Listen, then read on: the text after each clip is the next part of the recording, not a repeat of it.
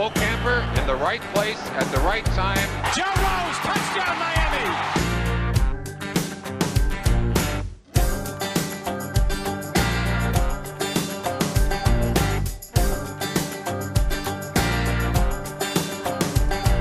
Joe, another episode of Out to Pasture. Man, we're getting old. We're getting old every week, older every week. Right? That's all right. As long as we get some guys our age and that area, it's always great talking, especially when you got great storytellers and a guy that's done a lot. So we got someone that's 72 years old, right? Yeah. 2 years older than me, and so we can talk about it. But the good thing is we talk about the shit that people don't want to. That aren't willing to do it because, you got stuff to lose. Now we got nothing to lose, so we can say whatever. So, look, former University of Miami D coordinator when in the golden days, Dolphin head coach, Bears head coach, University of Pittsburgh head coach, still doing TV and radio. Oh, no, he's not done.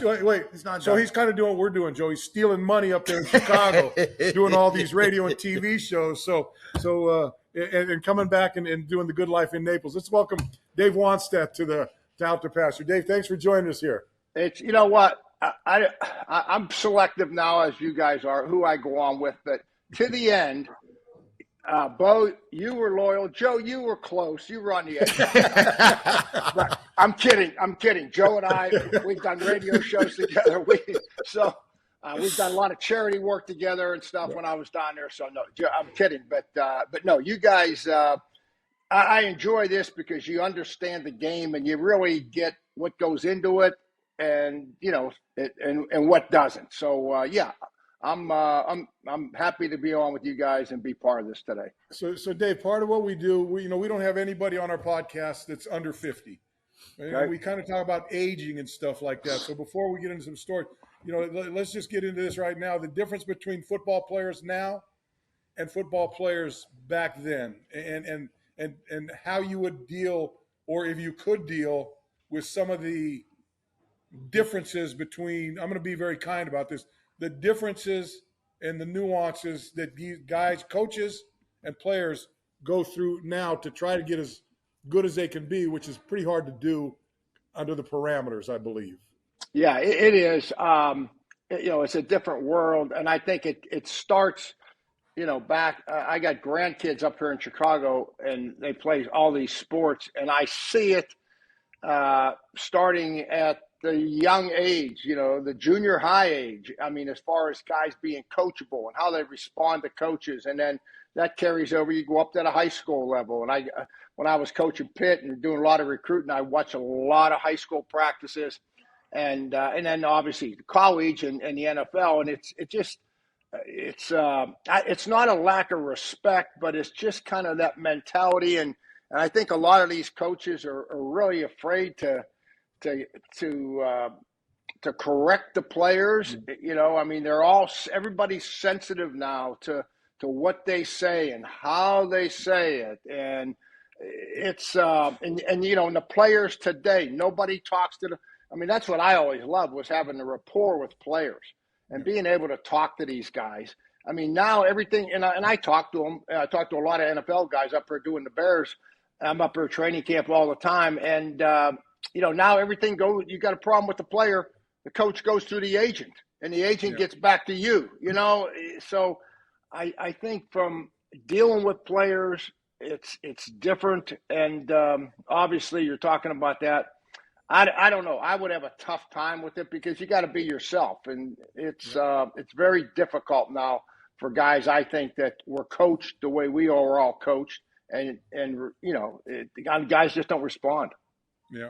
Hey, Dave, funny, last night just looking at some of the things, I know most of your history and a lot of it University of Miami to the Miami Dolphins and the different jobs, but I didn't realize that you were the head coach for the Bears the last time they had a win on the road in a playoff game, and you're also, for Miami Dolphin fans, 24 years ago, were the head coach when the Miami Dolphins won their last playoff game. Dave, did you know both of those? I did, but it's hard to believe, Joe. It really is. I mean, both of these franchises, obviously, are storied franchises. And, I don't know. I mean, and it doesn't look like it's going to be broken this year, so I'm good for one more year. I think for both teams. Hey, we'd really like to stop saying Dave Wannstedt won the last game against the Colts. I just want to let you know we're kind of tired of saying it. Well, don't feel bad. You know what they're saying up here in Chicago. I mean, God, it's yeah, and it's you always look back on those days, and I think with coaching, you kind of have a window to hit it big. These guys are making 5 times more, just as the players are making. I do a show with Dan Hampton, Hall of Famer for the Bears, and Hamp and I are pretty close now. And I think he told me he made like eight, played 10 years. I don't know how many Pro Bowls, all that. I think he made like $8 million total. You know what I mean? And these guys nowadays, I remember, not to jump subject, but I remember when Jason Taylor's contract was first up. And we were sitting in there, Mr. Huizenga, the owner, and Eddie Jones and Brian Wiedemeyer, and Rick Spielman, and I think it was for like a $6 million bonus. It might have been a $6 million. I don't know I forget to get details. And Mr. Huizenga, Wayne said, no, that's crazy. We don't have to pay that. And he gets up and starts walking out. And he says, you tell me why we should pay Jason Taylor. And I said, Wayne, let me ask you one question before you leave. Do you want to have a chance to win the Super Bowl? And he says, well, hell yeah, I do. I said, well, then we need to sign Jason. He said, well, then get his ass signed, And he slammed the door and walked out. You're talking about the money. I used to say, this guy made more money in 1 year than I did my entire career. And it was kind of, like, this running back.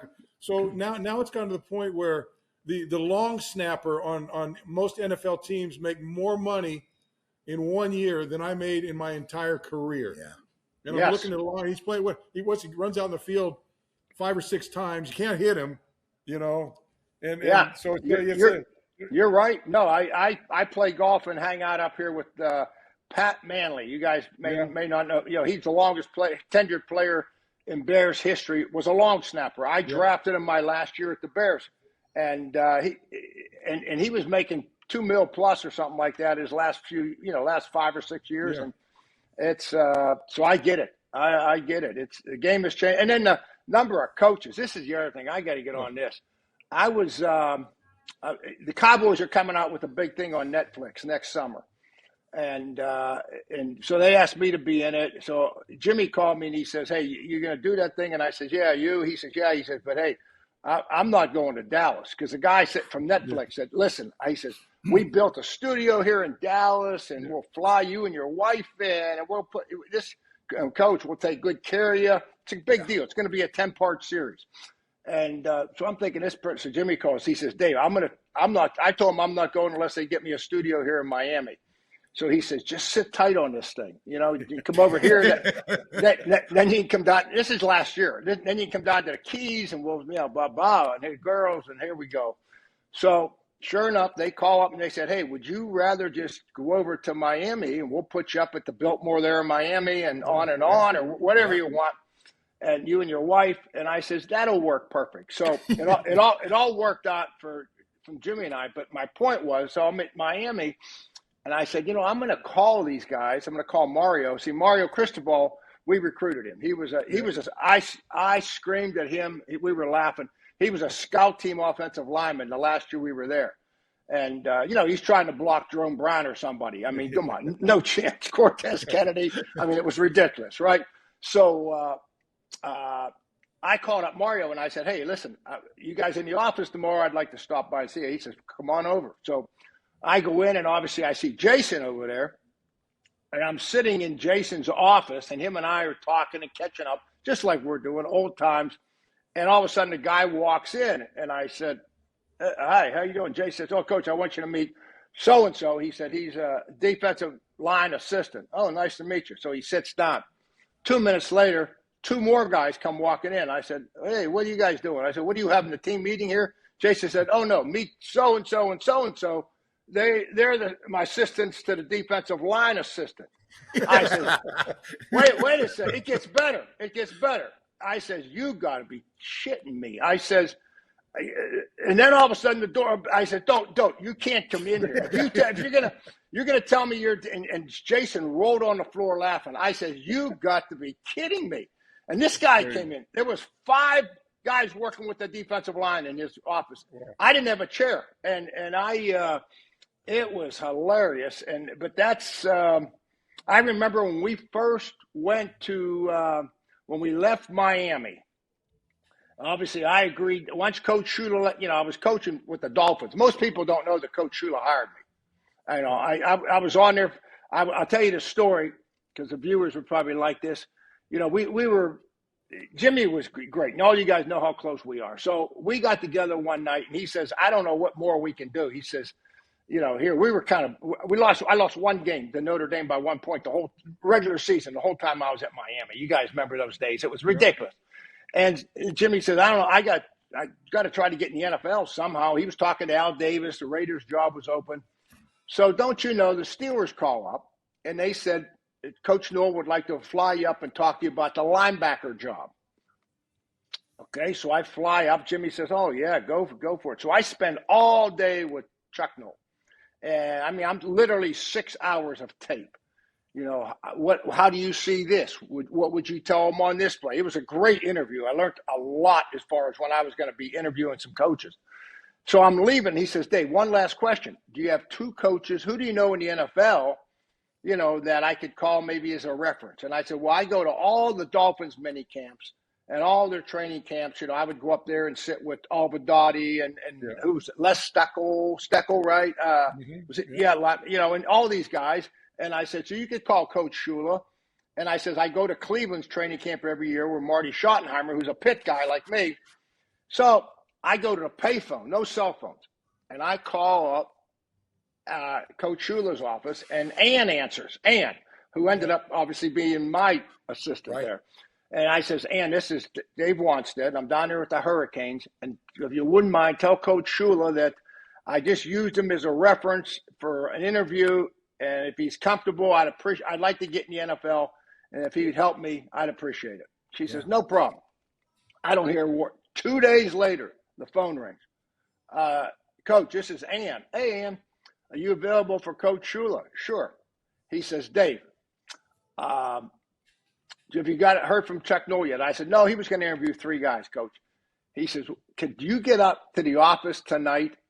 And I said, "Tonight?" "Yeah." He says, "About 6, 7 o'clock." He says, "Come in the back door. I'll be there. I'm going to talk to you." So we went in, and he was intrigued. They were running the 3-4 with Tom Alvadotti. And he was intrigued. And Joe Green was the defensive line coach. You remember the days. Yeah. And he says, "I'm going to do a couple things here, but I really am intrigued with what you guys are doing with your 4-3 and our personnel. And John Offerdahl, I think, would be an unbelievable middle linebacker and, all this stuff." So long story short, he says, "How would you like to coach the linebackers at the Dolphins?" I said, "I'll take the job." I says, "Let me go back and just tell Jimmy and my wife." I says, "But I'm in." So I signed a contract with him, and now I'm coaching the Dolphins. Me and John Offerdahl, we still talk. We were so I'm coaching John, okay? Yeah. And 6 weeks go by, and all of a sudden, about 6 weeks, I think I got one paycheck, and which was a nice raise, for what I was making at Miami. I think I was making $60,000 a year. Man, I was killing it. And so Jimmy calls, and he says, "Hey, what time you get done tonight?" I says, "We get out of here around 5 or so." It was the off season. He says, "Hey, meet me at Carlos and Pepe's." We used to hang out at Carlos and Pepe's down there at Dayland Mall. And so we get down there, and he says, "Don't tell your wife. Nobody knows this." I says, "You got it." So we get down there, and he's 6 Heinekens in front of me, So I ordered a Bud Light, and we get talking. And he says, "Hey, do you remember when we were coaching together at Oklahoma State?" I said, "Yeah." He says, "Do you remember that crazy guy that was my roommate that came over when we all went down to Hot Springs, Arkansas, and brought all that booze over, and we partied and had a hell of a night?" I says, "Jerry Jones?" He says, "Yeah." He says, "Guess what?" He says, "This weekend, he's going to buy the Dallas Cowboys." I says, "Get the hell out of here." Wow. And he says, "You want to hear something crazier? I'm going to be the head coach of the Dallas Cowboys." I says, "Get the hell out of here." He said, "You want to hear something crazier? if we can get you out of this contract, you're going to be the defensive coordinator of the Dallas Cowboys. Wow. So he said, let's see how this thing plays out. And I said, okay. So I'm speaking. You guys, anybody's listening is going to think I'm making this stuff up, but it's a fact. Trust me on it. So I'm speaking every year. Nike had this big clinic in Dallas, and it was the Coach of the Year clinic. And they would bring in the top coordinators from college and NFL, and it was a big deal, 500,000 coaches. Okay. So I get done speaking, and I walk off the podium, and a guy walks up to me with a baseball cap on. Now, I'm going to head to the airport and head back to Miami, right? I got work the next 2 days later up at the Dolphins. And this guy says, hey, Coach Wannstedt, you're supposed to come with me. He says, Coach Johnson's down here at the Quality Inn on LBJ on 35. And this is the room number and everything's set. Shit. Okay. I jump in the cab. Guy drops me off. I go up all the way to the top. I open the door. It's a penthouse. Long table. And on one side is Jerry Jones in about 6 suits. And then Bum Bright and Tex Schramm, who owned the Cowboys, are sitting on the other side. And it's going down. And Jimmy's there with his wife, Linda Kay. And I says, oh, man. So then, we're hugging, and Jerry comes out. Everybody, you can imagine the scene. So they get the paperwork done. And then Jerry says, hey, I got to talk to Coach Landry. And he was playing golf down at Horseshoe Bay, I believe, down there, Austin, someplace down there. Yeah. So he calls him, and I hear the conversation, and it was 3 words. He says, Coach, yep, it's happening. And they all knew what was going on. And he says, Jerry and I are coming down to see you. Well, we're leaving now. So Jerry says, hey, I'm going to jump on my jet, fly down to see Coach Landry. Jimmy, why don't you and Dave just grab a drink, and then you can use my jet when I get back. It'll take you guys all back to Miami. Okay. Well, we get onto the bar. Well, Jerry, nothing's going to happen in 20 minutes with Jerry. So it's 2 hours later, and we were pounding him. And so Jerry lands in Love Field, we jump on the jet, and I have 2 pilots, and we're flying back, and I look at my watch. I says, damn, I said, it's, I was supposed to be home at noon. I said, it's 8 o'clock at night, and Linda Kay, Jimmy's wife, said, you didn't talk to Jan? I said, no. I said, I don't have a phone. I couldn't get, how am I? And the guy says, a phone, Coach, we got 2 phones back there. I said, 2, I've never been in a jet like that. Yeah. I said, you got a phone in this jet? In a plane, and he says, yeah, just pick it up and dial it. So I pick it up and I call, Jan answers, and she says, where are you at? Is everything okay? I says, yeah, I'm with Jimmy and Linda Kay, and we've been drinking, and we might be going to Dallas. We might be Dallas Cowboys tomorrow. And that's how she finds out. So the next day or Monday, Jimmy calls up Coach Shula, and he goes up and he talks to him. And Coach Shula was great. He said, hey, Dave's going to be my top guy, and blah, blah, blah. And, I was a position. Back then, if you were a position coach, it's different now.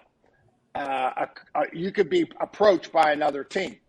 And it was just a gentleman's agreement pretty much in the league that, if I was the linebacker coach and I had an opportunity to be a defensive coordinator, responsibility-wise, the head coaches let guys go. It wasn't like it is today. And so he let me go, and that's the story. But most people don't realize that I was actually working with the Dolphins before I went to Dallas. I had never heard that. Yeah. That is unbelievable. You got so many great stories. I know for Dolphin fans who will remember this. And Dave, you won a lot of games down there. Had 2 seasons of 11 wins. But I always remember you're getting set for the year, and you find out that the guy you built your offense around, Ricky Williams. Can you? I never knew the story completely. Did you find out first from the league, the owner, or from the player calling you? No, Joe. I'll tell you what. 2 months before that, I made Joel Collier my offensive coordinator when Norv Turner left, and Joel did a fantastic job with the offense. We got through the mini camps. The day after the mini camp, I had my 4th or 5th knee operation. You guys can appreciate that. So I'm on crutches for a couple of days, and Ricky gets presented with this award for giving money. He sold a condo or one of his Maseratis or something. There was an art school in Miami, and Ricky sold something to raise $300 or $1,000 to give to this school because he liked music and arts. No one, I don't think anybody knew about this. Well, at that time, Jeb Bush, the president, Jeb Bush was the governor, I believe, and he was going to present him with an award for doing this. And Ricky told Harvey Green, "I'm not going." Nah, he says, I don't want to do that. That's fine. I did it. So they said, no, and Harvey said, "No, it'd be good if you go." And he said, "You know what? I will go only if Coach." Oh, he says, "What about Mr. Izinga?" He says, "Nah, that doesn't do anything for me." And he says, "I'll go if Coach Wannstedt comes and gives me the award." Well, shit, I'm on crutches. Right. And, here I go. So I can't even sit in the car. You guys know how the deal is. So I'm laying in the back seat. We drive down to this. Jan drives me down. I hobble out on stage. Ricky gets the award. I tell you that story because that's how close we were. Yeah. Now, this is in May, guys. It was like 4 weeks later, whatever we get for vacation back then. And it was the week before vacation. And I'm in Naples, Florida, and he calls me and said he was in Hawaii on his way to India. Yeah. And my comment was, "Don't say a word to anybody, Rick. Let me get on a hold of this thing, and I'll get this thing solved." Okay. Well, he tells Dan Levitar, who was writing a book for him, and Levitar breaks it, was working for ESPN. He breaks it to ESPN. Wayne Huizenga is sitting up at his club, the Floridian, and it comes and flashes across the TV. Ricky Williams is on the run, or what the hell ever they said. And so now Wayne's pissed at me, right? Because Wayne calls me up and says, "Hey, Dave, how come I didn't know?" And I says, "Wayne, I'm going to be honest with you. I was going to handle it and put this fire out and keep it out of the media." Well, I didn't know for about 3 weeks later that he had flunked another test, and that he was going to be suspended, and he got all nervous and he was embarrassed. So he just ran, is what happened. So I was sick about it. So I was trying to track him down. I talked to him once or twice. He was over in India living in a tent. He says, "Coach, I'm living in a tent for $7 a day." And it was crazy. And so, yeah, he was, as you guys know, he was 65% of our offense. And Jay was kind of coming. Jay was banged up. We had 4 hurricanes in 5 weeks that year, guys. And they turned our facility into a shelter, if you remember. That's right. And I remember being in there. We're getting ready to open up with Tennessee. And one of the kids or players, little kids running down the hall, dragging a blanket. And I'm thinking to myself, boy, this is not the way to start an NFL season. And we were trapped there, and we got off to a bad start. Yeah. And and then Wayne came in, and then it got down to him. He never got involved. He wanted to start playing some of these younger guys, the backup quarterback and stuff like that. And I says, I am not going to do that. I says, I may lose some games, Wayne, but trust me, I'm never going to lose that locker room. And if we make those changes, I will lose the locker room. And I won't get into names or anything. And he says, well, then we're going to have. I said, well, otherwise, because I said something about we'll have a problem, and he says, well, I own the team, and we'll have a problem. Like 6 days later, I said, that's it. Go do what you want to do. I'm out here. And you know what kicks me in the ass is when we ended up 10-6 the year before, right? Yeah. And we didn't make the playoffs because of the numbers. There was like 2 teams in the whole NFL that were 10-6 or something. Yeah. And so we don't go. So Wayne comes in and he says that he was going to make a change and he was going to bring Danny in, and Marino in charge of, I don't know what his title was going to be, football president. And I said, so am I reporting to Dan? He says, no, you'll report to me. But Dan's going to be involved in everything and on and on. And he says, I'll give you more contract time. I'll add your contract. I said, fine. So I actually called up Jimmy. And I remember the conversation. I called Jimmy and I called John Madden. I said, what do you think? And John Madden said, well, there's 5 jobs open right now. Which one do you want? Anybody in the NFL will hire you right now. Yeah. Tomorrow. And I said, because like Joe said, we went 12, we went 11, we went 9, and now 10. So not bad. I think we were the second winningest team in the NFL as far as wins at that point, behind the Eagles, I believe. But anyway, so I said, you know what? No, I like my guys. I like Ricky, and I like Jay and JT and Zach. I mean, these are my guys now, man. I said, we'll get this thing turned around. We'll add a few draft picks. You know how it goes. We'll get a few players in free agency, and we'll be fine. So I stayed and it was 3 months later or something like that I was out. Yeah, it's crazy how it happened, though. Yeah, Dave, you talked earlier. One of the names you brought up earlier was Jerome Brown. Yeah. You've coached a lot of different places. Great ones there. And you've coached a lot of different players. You kind of filter your way through all those guys that you've seen. Who sticks out in your mind is the guy that was like, oh my God, I can't believe how good this guy is. Well, I'll tell you what a good evaluator I was. So my last year at Pitt, now I had Revis at Pitt, I had LaShawn McCoy at Pitt. I had some pretty good players there. Jabal Sheard. My last year at Pitt, I recruit this lineman that had one offer. His name's Aaron Donald. Yeah. And Aaron comes to Pitt, and I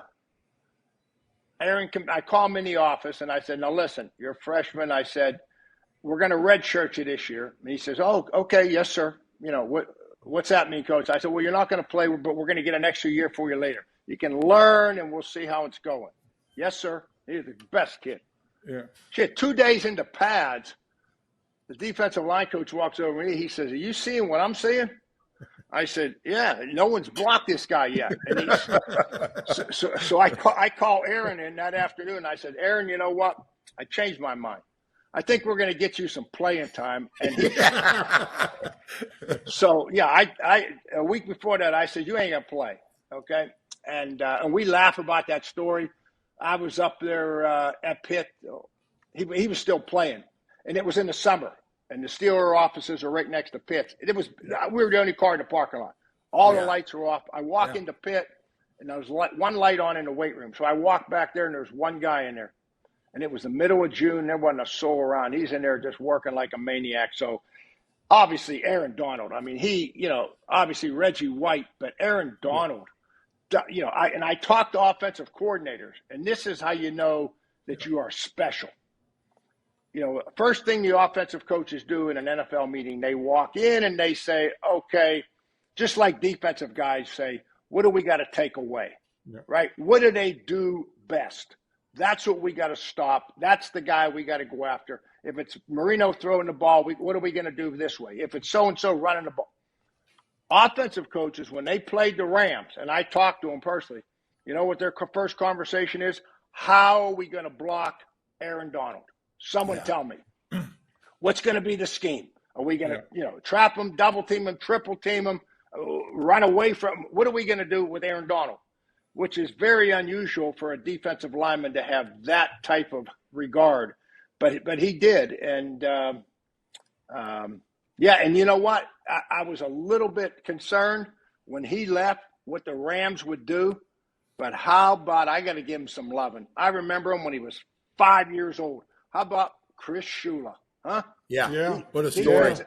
Deep, what a story. I am so fired up for him. I mean, he's doing a great job, and they're getting better. First time being a coordinator.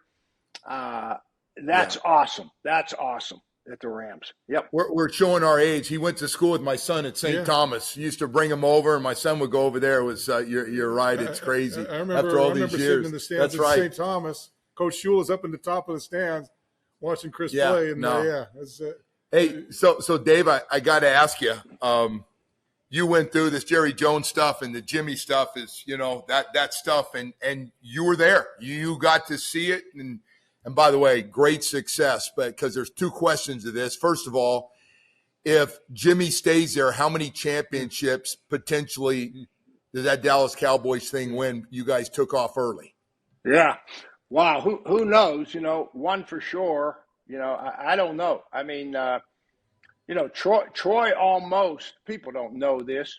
Troy let it out of the bag. I wasn't going to say a word because Troy and I are real close. But Troy almost came to the Miami Dolphins. After when he was done playing, when Norv Turner was my offensive coordinator, we made a call to Lee Steinberg, and we were sitting there and we were talking contract, Brian Wiedemeyer, everybody. And we were on board, and Troy had told Norv that he wanted to try to play again. And then he went and talked to somebody, and it was, the guy had 5 concussions in 2 years or something. Yeah. And his family, everybody just kind of made a decision that it wasn't probably the best, because at that time he wouldn't be able to get out of the way real well. So he was going to take some shots, But we did talk to Troy, and that's a kind of little side story there. It's interesting. That's right. The talent on that team. Yeah. I've seen a couple teams over the years, and to me, maybe that Dallas Cowboy team in that decade or that you had them there, and oh, by the way, the University of Miami football team that had all that talent. Wow. Two of the most talented football teams at any level that I've ever seen. Yeah, and we were young. When we won that first Super Bowl, but we were the youngest team, I think, in the NFL, and the word playoffs was never mentioned. Yep. I mean, we were having fun coaching, and the players were having, and it was just who's up next. Yep. And I remember when we beat the Eagles to go to the NFC Championship game. Troy Aikman turned to somebody and said, "You mean if we beat the 49ers, we're going to the Super Bowl?" I mean that's how naive we all were. Yeah. And no, it was a great run, and and our big thing was production. How productive is this guy? And there was a lot of guys that looked the part, run the part, but they weren't. Maurice Crum, I remember. I don't know if you remember the name. Maurice Crum, he went like a whole year and never got knocked off his feet. And I went up to Tampa to recruit him, and I went into Chamberlain High School there in Tampa and said, "Who's recruiting Maurice?" And they said, "No." The coach said, "Nobody really." I said, "Florida State, Florida." They said, "No." And he's getting some small schools, but he's 5'10" and he's 210. He said, "But the guy has unbelievable instincts." And so we watch the tape, and the guy makes every tackle.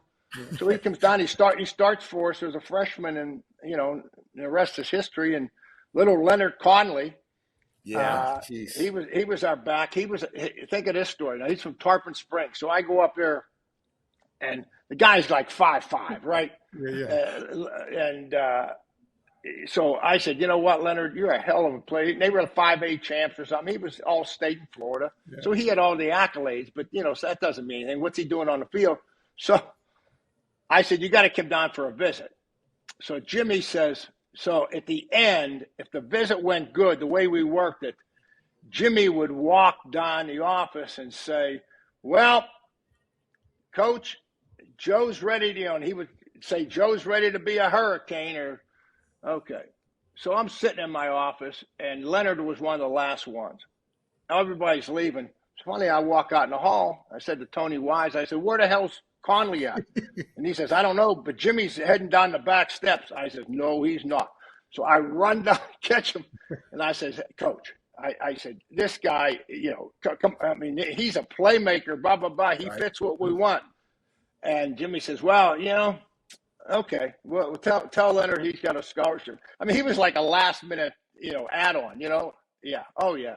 I got to tell you a story because it's come back to haunt Butch Davis, and halfway got it fired at North Carolina. But this was the deal with Jimmy. When we would go recruiting, and Jimmy would divide it up, okay? And our listeners will like this. So we would get the calendar out. Let's say it was 6 weeks for recruiting back then. And he would look where we were recruiting. And he would say, "Okay, I'm going to take 1 week with Brodsky here in Fort Lauderdale. Butch, I'm going to take 4 or 5 days with you in West Palm. Campo, I'll give you 2 days with yours. And, I think I'm going to be in Tampa with Dave probably for a good 2.5 weeks." and obviously no one said anything. So we had ourselves the time. So the deal was that if Jimmy ate a lot, depending on the kid, if we felt like we had him locked up, he had to eat. and he loved these smorgasbords and oh God. But if we had to work, I'd say, hey, this kid, it's us in Florida or Florida State. We we need a performance, okay? Yeah. So he wouldn't eat a thing because he was good that way. Then we'd eat after. So we're going to see this kid in Tampa, big tight end, and ended up coming. And he had told me he's coming. He was a smart kid. His dad was like a CEO of a company. And I think he was from Tampa Jesuit. I can't remember. And anyway, he told me he was coming. He told our tight end coach, Donnie Solinger, he was coming. So I felt good. So Jimmy says, what do you think? I says, I got him. We're good. He says, see that Panda Chinese restaurant? Whip in there real quick. So we're eating, and he gets him a gut full. So he gets in the house. Hey, how you doing? And he sits down in that chair, and he's done. Well, the dad, somehow we get into a conversation, and the dad says, you know what I would really like? Coach Johnson says, oh, shit. He says, I would like you to go from start, just one more time. Just start at the bottom and explain that Miami Business School and the procedures of how the classes and how it works to graduate. Jimmy says, Mr. Dillon, I think his name was Dillon, let me make this real simple for you. If your son wants an education, you should send him to Harvard. If he wants to win a national championship, let him come with us to Miami. And the kid ended up coming. But that famous line was I think I used it at Pitt, and Butch Davis used it at Butch Davis used that at North Carolina, and when they subpoenaed him for illegal academics or something, that was one of the things that one of the students said. Coach Davis never emphasized academics. He told me to go to Harvard if I wanted to get a degree or something. Yeah, but hey, Dave, just to follow up, because I'm always curious, because we talk so much about recruiting. Best recruiter, coach you ever had? Who was the best on the road? Butch Davis was probably as good as I've ever been around. Butch could get players, man. He was the team that he put. I mean, when we were together at Oklahoma State, we were everywhere. Butch was, he was second to none. Look at the talent he brought in there at Miami when he was the head coach. That Sugar Bowl team. Yeah, we might have won more games, but I don't know if you went player for player if that team didn't have more talent. Yeah. Wow. So I would probably say Butch. Butch did a hell of a job. He was great. Yep. Yeah. As a defensive coach, I remember, you always seem to have that one defense, Rusty Medeiros or one of those, and they weren't like really special guys, but they were just great college players. Same kind of guy. They were the same guy every year, and there have been maybe 5 or 6 in a row. Hawkins and all those guys, and then you had the big guys up in front. Great defensive tackles. Jimmy would get some of those big safeties, and move them as outside linebackers and give you a speed defense. That was, I was a defensive guy my whole life, and I just loved watching the talent and the ability that those guys had. Well, I'll tell you what, Bo, when I went to Pitt, I signed 16 defensive, and that's how we were. We always would oversign defensive linemen and send the guys we didn't want over to Tony Wise on offense and say, here's your offensive line, and he would develop them. But that was kind of our winning formula there. And, we did the same thing at Dallas and Miami. I mean, we just stayed with that formula. And we were one of the first teams that started rotating guys. Now it's a thing it's to do. We were one of the first teams ever that went to quarters coverage. Everybody was playing either cover 2, cover 3. And we went to quarters coverage because out of necessity that first year at the Cowboys. And, so we made an impact with, doing some things defensively that people – they used to call our defense the college 4-3 is what they called it. Yeah. Wow. Crazy. Hey, Dave, while we're talking about all these different things, I always wonder because we talk about – have you seen this University of Miami team play, this team Mario has right now? I have. And if they can keep Mario out of the way from screwing it up, they got a heck of a team, I'm kidding. Hey, this quarterback he got, Cam Ward. That touches the nerve, though, Dave. They touched a little nerve right there, right? Yeah. Oh, yeah. No, you're right. Cam Ward, unbelievable. That was a great get for him. absolutely. And they got the running game going, and the defense. No, they got players, and it's going to be real interesting. They just got to make sure they just Finish. don't get ahead of themselves. Finish is right, Joe. Finish, Yeah. finish, finish. Yep. Sometimes when things are going good, you got to cause a little crisis. So, Dave, you talked about your knees and stuff like that. How physically how you holding up? I'm good. I'm 2 years behind you, and I'm feeling some aches. Seems to get a little more every day. Yeah. When you know what? I'm blessed. I got Yeah. at my age, when I go for my physical, as long as they don't tell me something's fatal, Yeah. hey, I'm okay. I can do it. But I walk, like I said, a lot, guys, up here. Yeah. But I'm still smoking a cigar and still Yeah. having a few. I mean, you got to smoke cigars and drink red wine and eat steak in Chicago. In Chicago, That's right. they'll run you out of this town. I mean, please, Yeah. if I sat down and ordered for sushi or something up in this town, are you kidding me? Yeah. They probably don't even have it on the menu. Or a chai tea, please. Go, guys. It's funny. We do talk a lot and talk to all our guests about staying active and the stuff they do. I know you used to love to play golf in your time, but for the big thing, Dave, you look great. You're doing great, obviously. You keep your weight down. Is it mostly the walking? Do you work out? Do you golf still? I golf a little bit. But I mostly walking, a little bit elliptical, and I'll mess around. We got a little gym here in the condo, so I'll get on there a couple of days a week and throw some stuff around. Yeah. But no, I try to do something 4 or 5 days a week, and I don't gain weight, but I could like all of us, we could all stand probably to lose 10 pounds. I don't know, but hey, I'm blessed, man. We're blessed. My wife and I got 6 grandkids all up here. Wow. I got them playing. Everything from hockey to football, and it's so I keep busy. That helps keep you young a little bit. Yeah, it does. Grandkids, doesn't it? For sure. It definitely does. Absolutely. Hey, Dave, really want to appreciate your time, man. Thanks, been Dave. generous with your time, and thanks for getting back to us. And hey, tell Jan we said hello. Absolutely. Wonderful, wonderful woman. She's always been very, very nice and very, very caring. So want to say hello to her, and look forward to catching up with you on the road sometime and having a little maybe drown a couple of those beers and and have a little more conversation. Hey, Bo, I know one have thing. a little more deep conversation that you can't really put out in public. Hey, Dave been known to go down to the Keys from time to time to see Jimmy down there. I know that. All right, see you guys. All right, see you, Dave. Thank you, buddy. Okay. Thank you. So Dave Wannstedt, it's funny because we've known Dave, like you said, going back to the UM days in the 80s, and then all through up to now, and we've had association with him, and a great coach at every level that he's coached at, and but he can tell some stories now. Oh, he's got great stories. How about this? Almost 30 years of being a defensive coordinator or head coach in college and at the professional level. He's seen it all. He looks great. Yeah. And is still staying active. Yeah. And look, the abundance of players. Yeah.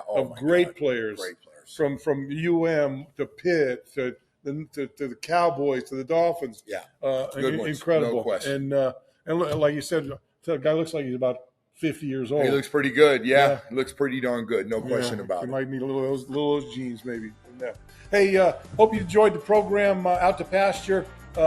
You can catch us on Spotify. You can catch us on Apple Podcasts, iHeartRadio Podcasts.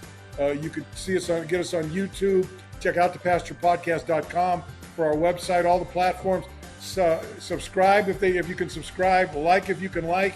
And hey, check out some Scale shirts. They're doing pretty good for us. So if you like them, look for them online, and I want you to purchase a couple of them. We'll catch you the next time when we're out to pasture again.